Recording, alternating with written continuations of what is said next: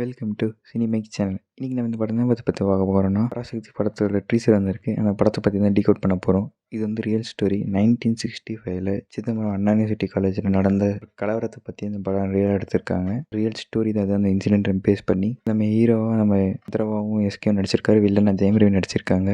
இந்த போராட்டத்துக்கு முன்னிடத்தில் நிற்கிறது யாருன்னு பார்த்தோன்னா ராஜேந்திரன் அவர்களும் நெடுமாறன், இந்த 2 பேர் தான் போராட்டத்தை நடத்தியிருக்காங்க. இந்த ட்ரீசரில் பார்க்கும்போது எஸ்கேவும் ஆதரவாக அந்த 2 ரோலாக இருக்கும்னு நினைக்கிறேன். அந்த போலீஸ் வந்து இவங்களை எதிர்த்து அடிச்சிருக்காது. அது யாருன்னு பார்த்தா ஜெயம் ரவியாக தான் இருக்காரு. இந்த ட்ரீசரில் பார்த்தீங்கன்னா ஸ்டார்டிங்கில் வந்து ஸ்டூடெண்ட் டோன்ட் டச்னு ஸ்டார்ட் பண்ணியிருப்பாங்க. அதே மாதிரி முடிக்கும் போது வந்து டோன்ட் டச் த ஸ்டூடெண்ட்னு இருக்கும். இதெல்லாம் பார்க்கும்போது சேம் அந்த ஸ்டோரியாக தான் இருக்கும்னு நினைக்கிறோம். இந்த படத்தோட ட்ரீசர் கட்டும் பார்த்தாலும் சரி, எல்லாமே பார்க்க 1965 நடக்கிற மாதிரி தான் இருக்குது. பழைய படம் மாதிரி தான்.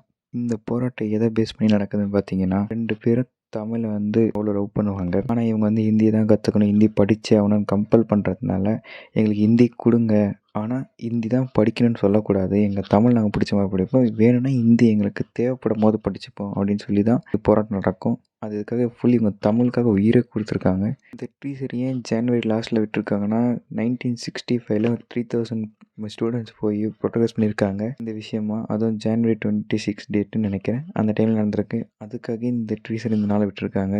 அந்த படத்தோட டீம் செலக்ட் பண்ணி அந்த 3000 பேர் போராட்டிருக்கும் போது போலீஸ்காரன் வந்து ராஜேந்திரன் சுட்டுடுறாங்க. அவர் எதனா ஒரு ஸ்டாச்சு கிட்ட தான் விழுந்திருப்பார். புல்லட் அந்த ஷோல்டரில் இருக்கும். அந்த 3000 ஸ்டூடெண்ட்ஸ் எல்லாருமே அவரை காப்பாற்ற நினைக்கும் போது, ஆனால் போலீஸ்காரங்க விட மாட்டாங்க. குறுக்கு யாராக இருந்தாலும் சுட்டுருவோன்னு சொல்லி மிரட்டிட்டு இருப்பாங்க. அவங்களால 3000 பேரும் காப்பாற்ற முடியாமல் கஷ்டப்பட்டு அந்த இடத்துல முதல்ல இறந்துடுறாரு தமிழுக்காக. ஹிந்தி வேணாம், தமிழ் தான் முக்கியம்னு ஃபஸ்ட்டு உயிர் விட்டது அவர் தான். அந்த ரோல் தான் நம்ம எஸ்கே ப்ளே பண்ண போகிறாரு. இந்த படமும் அவரோட பயோகிராஃபி தான் இந்த ஸ்டோரின்னு நினைக்கிறேன் நான். இந்த படத்துக்கு ஃபஸ்ட்டு சூர்யா தான் ஹீரோவை போட்டிருக்காங்க. சில பல காரணமாக இந்த படத்துட்டு வெளியே போயிருக்காரு. நமக்கு பொறுத்த வரைக்கும் இந்த படத்துக்கு சூர்யா ஒரு காஸ்ட்லியான மிஸ்ன்னு தான் சொல்ல முடியும். ஏன்னா இந்த படத்துக்கு ஃபஸ்ட்டு புறநானூறுன்னு படத்துக்கு டைட்டில் வச்சுருந்தாங்க சூர்யா இருக்கும்போது. சூர்யா போன அப்புறம் நம்ம எஸ்கே வச்சப்பறம் இந்த படத்துக்கு பராசக்தின்னு வச்சுருக்காங்க. இந்த கதைக்கு ஏற்ற மாதிரி டைட்டிலும் சரியாக இருக்குது.